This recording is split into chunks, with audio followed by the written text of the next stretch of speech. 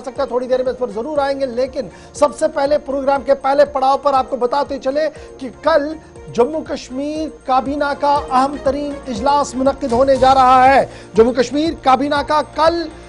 होगा अहम तरीन इजलास, और इजलास के अंदर कई अहम और बड़े फैसले मुतवक्का है। रोजगार स्कीम और इंडस्ट्रियल और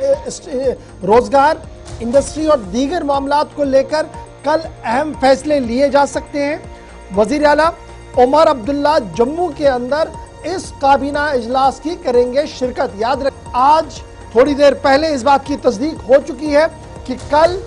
जम्मू के अंदर रियासती काबीना का अहम तरीन इजलास मुनक्किद होने जा रहा है,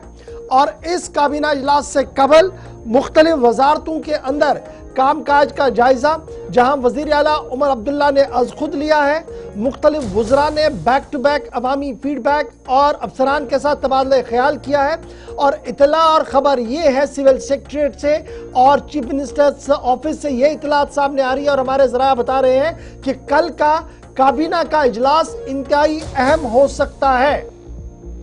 दो तीन फैक्टर्स बड़े इंपॉर्टेंट है। एक ये माना जा रहा है कि बेरोजगारी का एक संगीन मामला रियासत के सामने दरपेश है, इस पर किस तरीके से काम होगा, क्या कुछ किया जा सकता है कि हिकमत अमली जो तरतीब दी गई है उसको वेट करके उसकी मंजूरी लेकर अवाम के सामने रखने की बात हो रही है। साथ ये भी सामने आ रहा है कि काबीना इजलास के दौरान नई सन्नती पॉलिसी जो इस वक्त बनी हुई है, इसमें जो खामियां हैं उन खामियों को दूर करके एक नए तरीके से मसवदा को सामने रखने की कोशिश की जाएगी, इस तरीके की बात सामने आ रही है। और यह भी सामने आ रहा है कि जो खाली असामियां हैं इन्हें फास्ट ट्रैक बुनियादों पर किस तरीके से पुर किया जाए, क्या कुछ मैकेनिज्म अडॉप्ट किया जाए, इस पर तबादला ख्याल हो सकता है। इसलिए कल का इजलास जहां बेरोजगारी के हवाले से अहम है, वहीं पर अवामी तकसीम कारी के मामले को दुरुस्त करना, और जो मैनिफेस्टो के अंदर बातें लिखी गई है कि राशन की सप्लाई को यकीनी बनाना और सरमा के दौरान स्पेशली